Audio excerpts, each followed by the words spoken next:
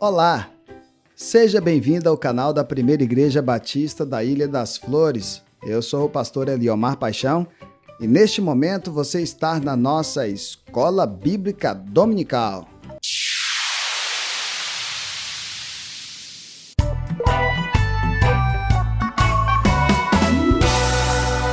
E na nossa Escola Bíblica Dominical de hoje nós vamos dar continuidade à lição 16 com o estudo do livro de Apocalipse. Bem, como combinamos na semana passada, hoje nós vamos dar continuidade a uma série de episódios que começamos no domingo.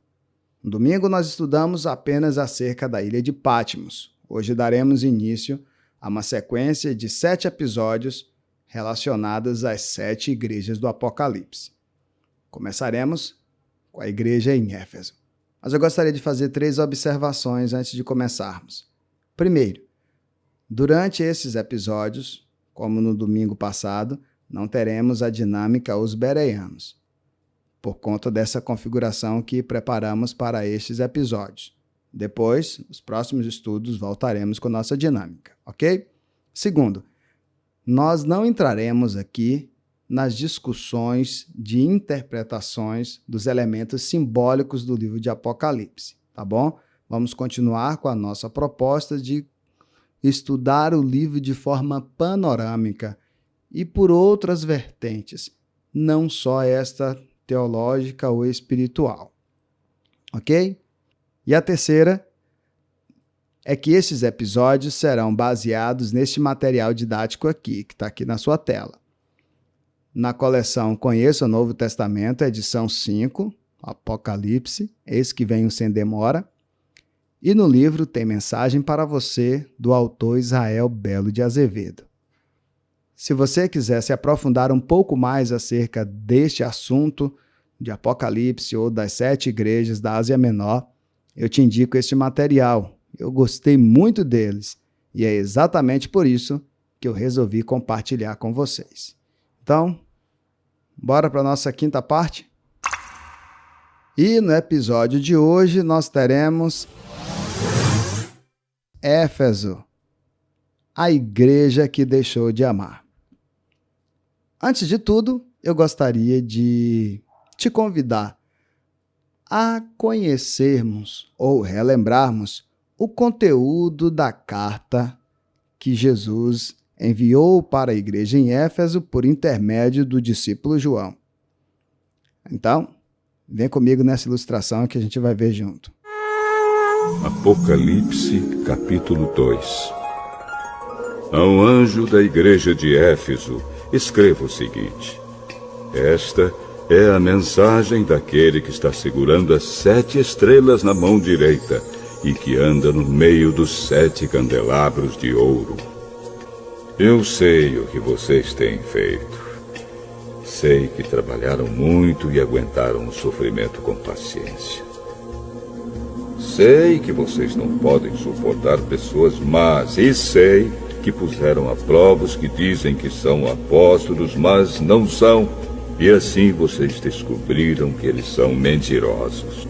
Vocês aguentaram a situação com paciência e sofreram por minha causa, sem desanimarem. Porém, tenho uma coisa contra vocês.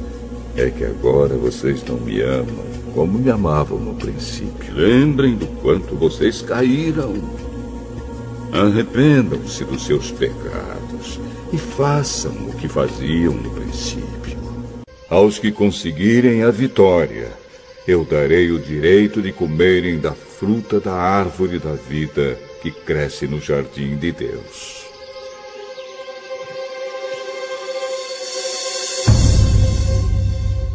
Então, de posse do conteúdo da carta, eu gostaria de contextualizar com você a cidade de Éfeso. Isso nos dará uma compreensão melhor acerca do surgimento da igreja. Entendendo o contexto da cidade, entenderemos também o contexto da igreja de Éfeso. Bem, como introdução, o que é que eu posso dizer? Quando o assunto é Éfeso, tudo é maximizado. Por que maximizado? Porque Éfeso era a maior cidade da Ásia da época. ela tinha o maior centro comercial, o maior porto, as maiores inovações arquitetônicas, as maiores manifestações religiosas estavam em Éfeso, com altares do imperador, adorações explícitas a Eros, considerada a deusa da sensualidade. Era lá que estavam as escolas de magia e o grandioso templo, muito conhecido, da deusa Diana, também conhecida por Ártemis pelos gregos, cuja a veneração, né, era mesclada com prostitutas culturais à disposição dos seus devotos. Éfeso chegou até a ser chamada de a luz da Ásia, dada a sua importância em relação às demais cidades da Ásia Menor. Da mesma forma, especula-se que a igreja em Éfeso tenha sido uma espécie de igreja-mãe das demais igrejas ali da Ásia Menor. Bem, é nesse contexto devasso e luxuriante que nasceu a igreja em Éfeso. E que mais oportunidades também recebeu em termos de doutrina e amor. Como assim? Por exemplo, Éfeso foi o fruto do amor de Paulo, Áquila, Priscila e Apolo, os considerados fundadores da igreja. Éfeso também é o cenário da primeira escola teológica da Ásia. Éfeso é receptora de um dos maiores tratados teológicos escritos pelo apóstolo Paulo, a saber, a Carta aos Efésios. A Carta aos Efésios é considerada um tratado teológico, e ela foi quem recebeu o maior. Éfeso também teve o privilégio de ser pastoreada pelos melhores discípulos de Paulo, ou seja, Tíquico e o nosso tão famoso e conhecido irmão Timóteo. Éfeso também foi fortalecida por João. Não sei se vocês lembram, o apóstolo João, nós vimos lá quando estudamos o Evangelho de João. Foi em Éfeso que ele estava quando ele escreveu o Evangelho e também as 3 epístolas, que hoje nós chamamos de 1ª, 2ª e 3ª João. Bem, mas também foi por conta dessa atuação intensiva que a igreja teve. A igreja de Éfeso teve uma atuação muito significante ali na cidade, né? E por conta dessa atuação intensiva, ela promoveu um grande impacto ali na cidade. E esse impacto foi sentido por todos, em toda a região ali. Por quê? Porque com a atuação dos efésios, o comércio sexual e religioso entrou em declínio. As práticas ocultistas caíram em descrédito. Tudo porque o evangelho foi disseminando por toda a Ásia e a palavra do Senhor foi moldando e transformando aquelas pessoas. De fato, grandes coisas tremendas começaram a acontecer, grandes conversões começaram a acontecer, grandes libertações começou ali a acontecer e a igreja caiu na graça do povo e a cidade foi tremendamente impactada pela atuação da igreja. Uma palavra resume o problema essencial dos Efésios. E por que não dizer de muitos de nós? Abandono. A igreja de Éfeso é tristemente lembrada quando lembramos do livro de Apocalipse, né? Não lembrando o livro de Efésios, o que Paulo disse. Não. Quando a gente para pensar nos Efésios, lembrando do Apocalipse, a primeira coisa que a gente lembra é da advertência de Jesus dizendo para eles que eles abandonaram o primeiro amor. E nós vamos fazer uma profunda reflexão e devemos fazer essa reflexão para os nossos dias. Mas agora que nós entendemos um pouco do contexto da cidade e de como que a igreja em Éfeso ali nasceu, vamos seguir um pouco mais?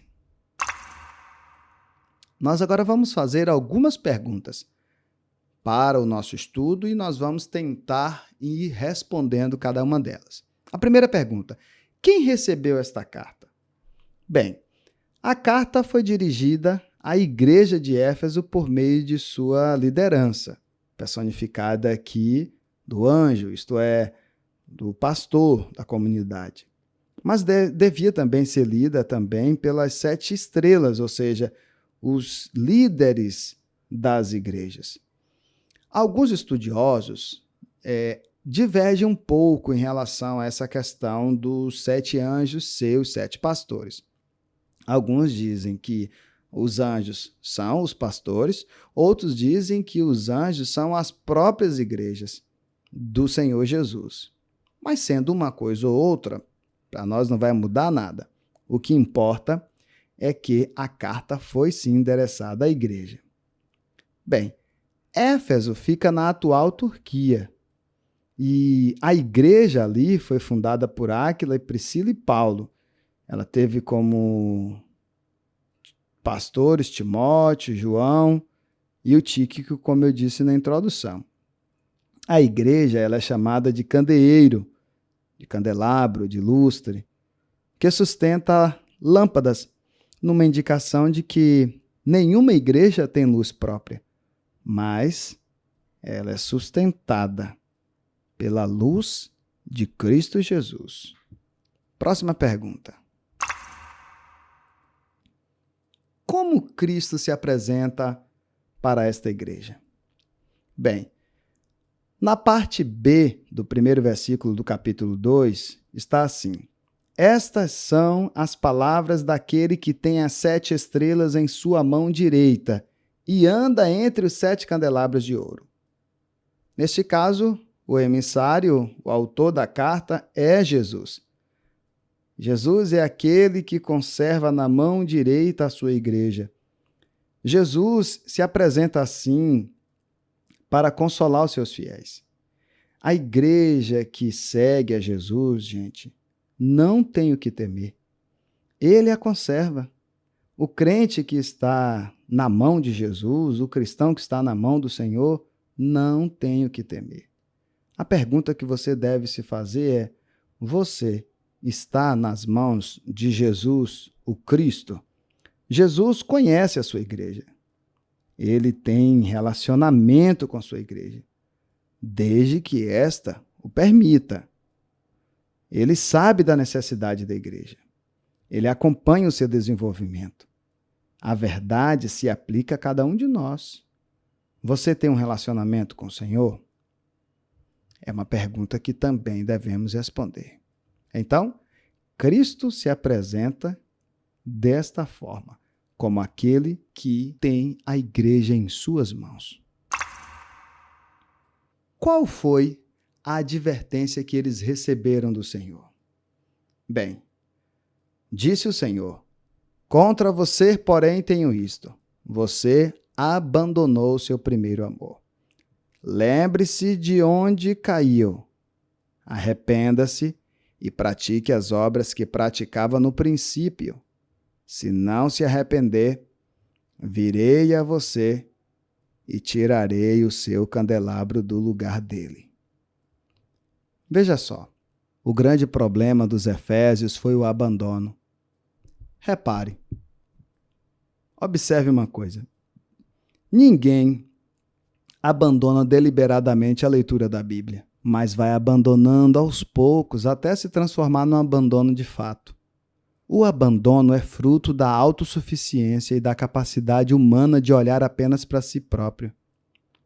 O homem jamais se abandona, mas se dedica tanto a si mesmo, e não faltam problemas e projetos, tá? Que não tem tempo nem interesse para olhar para o outro. Essa pandemia que nós estamos vivendo, por exemplo, ela está nos fazendo lembrar que nós precisamos voltar e nos preocupar com o outro. Nós temos que deixar de ser egoístas, egocêntricos e pensar mais nas pessoas. O abandono é desprezo. No caso de Éfeso, a igreja não tinha consciência desse abandono. E esse foi o mal deles. Se eles tivessem consciência, se nós tivéssemos consciência também, eles mudariam isso e nós também mudaríamos os nossos dias. Nós mudaríamos a nossa perspectiva de vida e ação. Olhe, o que é que você tem abandonado? Você talvez tenha abandonado os idosos da sua família, tenha abandonado os seus próprios filhos, ou pior, abandonado a sua igreja, abandonado o seu Deus. Você diz que não, mas será que você não tem abandonado? O abandono por parte de Éfeso tinha outra faceta ainda. A igreja fazia tudo para Deus, mas não tinha real interesse. O real interesse não existia. Eles não tinham o coração naquilo que faziam, naquilo que estavam fazendo por Deus, né? Ter o coração em Deus tem um nome nessa carta. Primeiro amor. Olhe, muito se tem dito a respeito do significado dessa expressão que o texto não esclarece. Mas fica-nos claro, no entanto, que a igreja de Éfeso não estava mais em lua de mel com o seu noivo, com o Cristo Jesus. A motivação de suas virtuosas ações não era mais o seu Senhor. Jesus era uma lembrança distante para os efésios. As suas atitudes não visavam mais adorar o Senhor na vida. As ações deles não pretendiam mais servir o próximo. Não havia mais intimidade com o Senhor Jesus. Não havia mais proximidade entre eles. Eles perderam o prazer de fazer com o coração. Os membros de Éfeso tinham perdido a alegria de ser cristãos. E veja que eles fizeram um impacto tão tremendo na cidade quando ainda estavam ou experimentando o primeiro amor. A vida deles se tornou uma rotina, no sentido negativo, de algo mecânico, automático, impensado. Algo que a gente vai fazendo assim, no automático, sem pensar, né? Eles perderam a capacidade de amar uns aos outros, porque tinham perdido a percepção do amor por Jesus por eles. E quando a gente perde a percepção do amor de Jesus por nós, nós deixamos de amar o outro.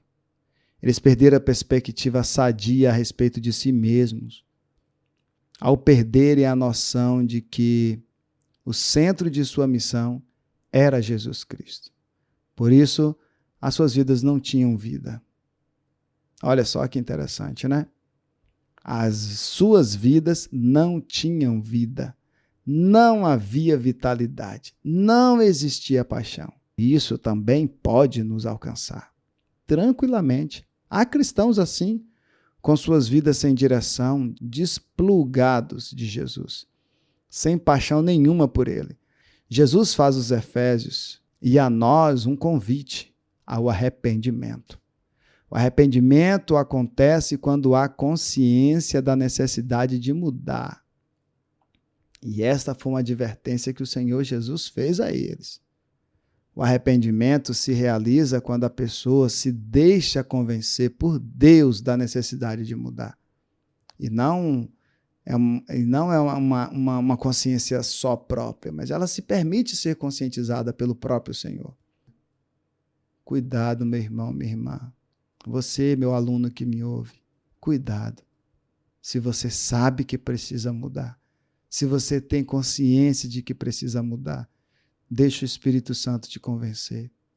Para ser arrependimento, ele tem de resultar numa ação concreta em direção à mudança, que demanda sacrifício, renúncia das próprias convicções e disciplina.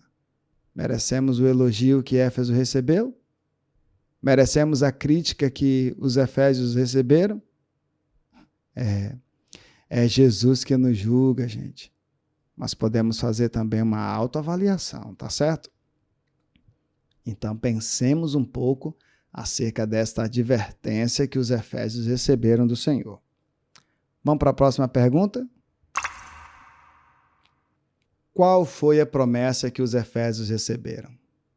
Bem, se pegarmos o versículo 7, a parte B do capítulo 2, nós vamos ver assim, Ao vencedor darei o direito de comer da árvore da vida que está no paraíso de Deus. Jesus estimula seus seguidores em Éfeso a ver onde eles começaram a fracassar. mas ele também estimula eles a triunfar sobre o fracasso deles. Aqueles que vencessem, recuperando o primeiro amor, receberiam o privilégio de comer do fruto da árvore da vida plantada no paraíso de Deus, no paraíso celestial. Nossas histórias são feitas de lutas, mas também são feitas de vitórias. Essa verdade óbvia se aplica também aos cristãos de Éfeso. A lista de suas vitórias é extensa na carta a ela destinada nessa clara seção do enigmático livro do Apocalipse. Aqueles nossos irmãos enfrentaram e desmascararam, por exemplo, alguns falsos cristãos que se escondiam atrás de identidades igualmente falsas, dizendo ser cristãos sem o ser, dizendo ser apóstolos sem o ser. Nessa luta travada para defender o nome de Jesus, os efésios demonstraram principalmente a qualidade da perseverança, da persistência, virtude que, para ser desenvolvida, exigiu um alto preço, o sofrimento deles. Tudo indica, no entanto, que o maior preço pago não foi o sofrimento por Cristo, que eles suportaram, mas o esgotamento espiritual experimentado. Na sua luta, eles venceram os inimigos de Deus, mas perderam para si mesmos. Eles só poderiam vencer a guerra se restaurassem o amor esquecido. No entanto, a promessa aqui não era só para os efésios, era para todos nós também. O privilégio de comer da árvore da vida, do jardim de Deus. Que maravilha! Vamos caminhar um pouco mais? O que a igreja dos nossos dias pode aprender com esta carta? Bem, hoje nós podemos dizer que aprendemos com o erro de uma igreja que deixou de amar, que se envolveu tanto em ativismo, perdendo o seu primeiro amor. Mas, e se fosse hoje? E se fosse entre nós? Poderíamos mostrar ao Senhor que mantivemos acesas as chamas do nosso primeiro amor? Bem, é exatamente por isso que eu digo, sobretudo para os novos convertidos. Olha, não tenha esse negócio de primeiro amor, porque a tendência de primeiro amor é sempre passar. Veja, nós que já somos casados, ou você que ainda vai casar. Imaginem aquelas pessoas que não casaram com o seu primeiro amor. Justamente por não termos ficado com o nosso primeiro amor, nós precisamos esquecê-lo. E esquecemos. Apenas se torna uma pessoa especial em nossas vidas. Mas nós esquecemos e precisamos esquecer mesmo. Imagine você se em relação a Cristo, a caminhada cristã fosse assim. O pior que é exatamente o que muita gente faz. Esquece o Senhor depois de um tempo como se fosse um primeiro amor terreno que com o tempo passa. Por isso que eu digo, não tem esse negócio de primeiro amor. Quando o assunto é Jesus, sinta por Cristo um único amor. Um amor que nunca passa. Tá certo? Bem, eu tenho uma última pergunta a fazer. Como será que Éfeso está hoje? Bem, e para nos mostrar como Éfeso está hoje, eu gostaria de convidar o nosso querido e amado Joaquim. Joaquim, agora é com você. Vamos embarcar nesta jornada contigo, meu amigo. Tá contigo. Olá, sou aqui, ou como meus amigos me chamam, Joaquim. Joaquim da Turquia. No segundo episódio do meu documentário sobre as 7 igrejas do Apocalipse, a gente continua a viajar na história e na geografia bíblica. Também vê a situação atual dos lugares bíblicos. Hoje a gente conhece Éfeso, a primeira igreja do Apocalipse e a capital da Ásia.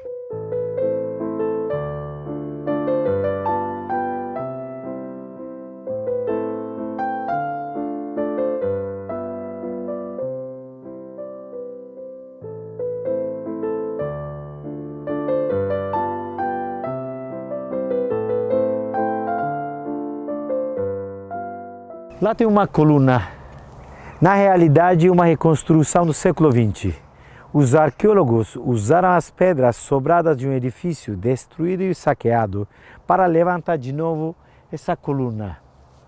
Hoje, quem pode dizer, neste lugar faz 2000 anos, tinha uma das 7 maravilhas do mundo antigo, o templo de Grande Diana dos Efésios, ou seja, para os gregos, o templo de Ártemis.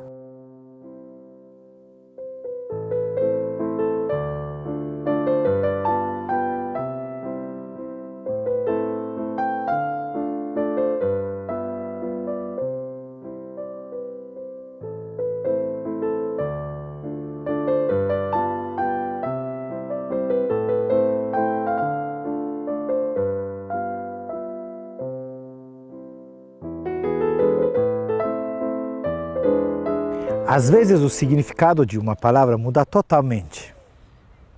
Éfeso era a capital da Ásia, mas a Ásia da Bíblia, a Ásia daquela época e a Ásia que hoje a gente conhece são 2 lugares diferentes. Na Bíblia, o nome de Ásia aparece mais de 20 vezes. Alguns exemplos, nos Atos, capítulo 19, versículo 10, está escrito assim: isso durou 2 anos, de modo que todos os habitantes da Ásia, judeus e gregos, puderam ouvir a palavra do Senhor. Outro exemplo, o Apocalipse, capítulo 1, versículo 4, está escrito assim: João, as 7 igrejas que estão na Ásia. Bom, a Ásia para nós, para as pessoas do século XXI, é o nome do maior continente do mundo, onde fica o Japão, a China, maior parte da Rússia, Irã, Paquistão, etc. Mas a Ásia da Bíblia, a Ásia daquela época, século I depois de Jesus Cristo, era uma província romana que ficava exatamente no oeste da Turquia atual. E Éfeso era a capital desta província.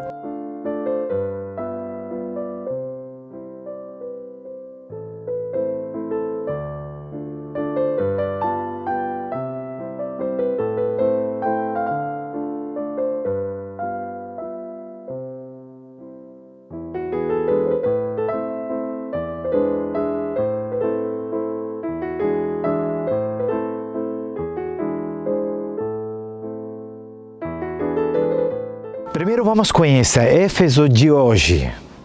Hoje, Éfeso é uma cidade antiga totalmente abandonada, ou seja, é um museu a ar livre.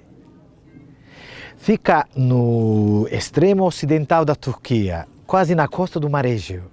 Todos os dias, milhares de turistas visitam a cidade. Vêm de ônibus, tem um aeroporto bem perto e tem 2 grandes portos dos cruzeiros. Para fazer a visita, a gente tem 2 entradas. Uma entrada fica no ponto mais alto da cidade e outra entrada fica no ponto mais baixo. Com certeza, geralmente a gente usa a porta do ponto alto para entrar e a porta do ponto mais baixo para sair. Agora com vocês, vamos fazer uma visita panorâmica na cidade antiga de Éfeso.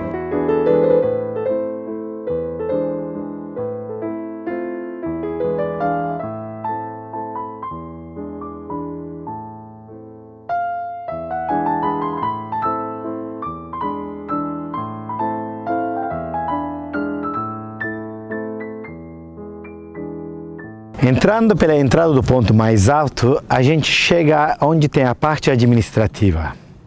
No centro tem uma praça, que em grego uma ágora. É a praça administrativa. Do lado direito, a gente pode ver restos de um edifício que era um banho romano, que na cidade tem vários banhos romanos. Depois do banho, vocês podem ver umas colunas e um edifício que parece um teatro romano. Este edifício não era teatro, era Bouleuterion, ou seja, Senado em português. Este edifício era o Senado da Ásia e da cidade de Éfeso. Depois do Senado, vocês podem ver duas colunas dóricas. Onde tem as colunas, tem outro edifício administrativo, Prutenaio, a prefeitura da cidade. A gente desce um pouco mais, caminha um pouco mais e chega onde tem uma estátua da deusa da vitória, Nica. Perto tem umas fontes romanas e um edifício que era um templo dedicado ao imperador Domiciano. A gente desce um pouco mais, chega onde tem dois pilares. Onde tem dois pilares, antes tinha uma porta.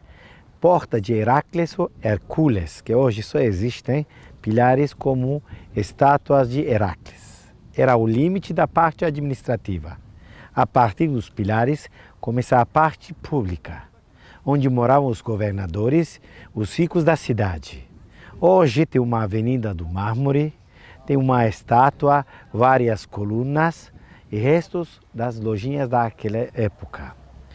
Tem uma fonte dedicada ao imperador Trajano, um templo dedicado ao imperador Adriano, as casas onde moravam os ricos. E no fundo está o edifício mais bonito da cidade, é a Biblioteca de Celso. Depois da biblioteca tem uma porta e a gente chega onde tem outra praça. Esta vez é a praça comercial onde tinha lojas. A nossa última parada na visita é o Grande Teatro de Éfeso, que tinha uma capacidade de 25 mil espectadores. Depois de visitar o teatro, a gente caminha um pouco mais e chega onde tem a saída. Uma visita se demora 1h30, 2 horas.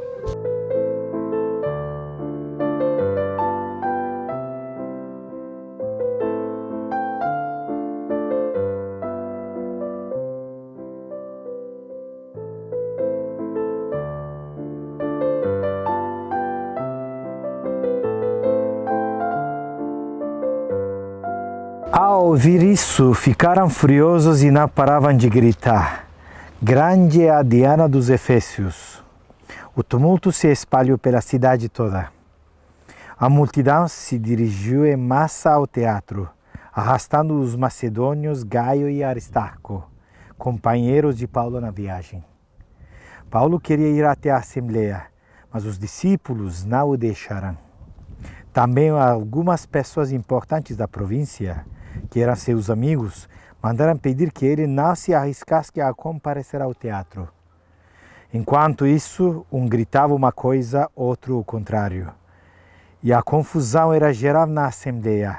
A maioria nem mesmo sabia por que estava reunida.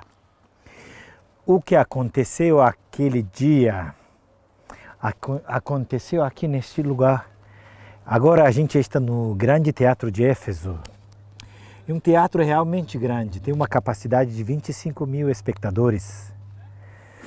Bom, na Bíblia, o nome de Éfeso, desta cidade, aparece mais de 20 vezes. A gente vê que Paulo visitou esta cidade 2 vezes. E a segunda vez, ele morou aqui quase 3 anos. Não só ele, também João morou aqui. E Lucas visitou a cidade. É possível dizer que Éfeso é uma das cidades mais bíblicas do mundo.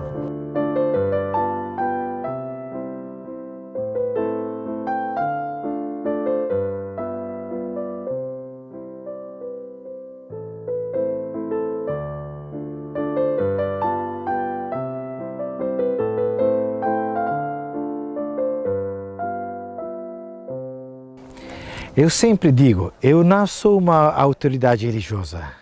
Eu sou um guia turístico, mas trabalhando com os grupos religiosos, a gente escuta muitas interpretações da Bíblia.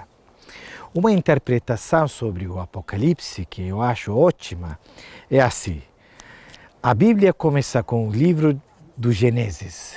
E no Gênesis, capítulo 3, está escrito assim: o homem comeu da árvore proibida, é a árvore da vida.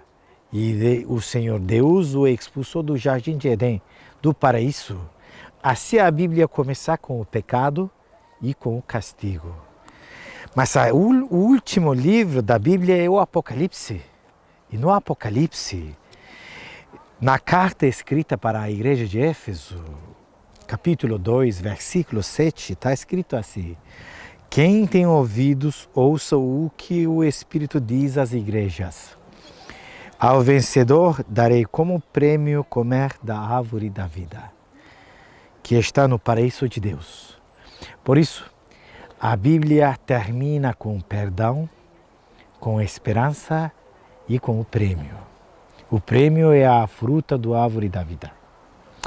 Bom, minha visita em Éfeso agora termina, mas minha viagem na história e na geografia bíblica continua. Minha próxima parada será Esmirna. Até logo.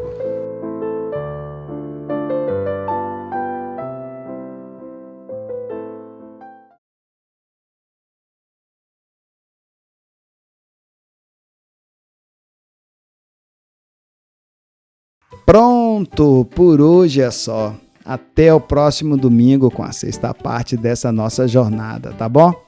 Eu te espero. Até lá. Tchau!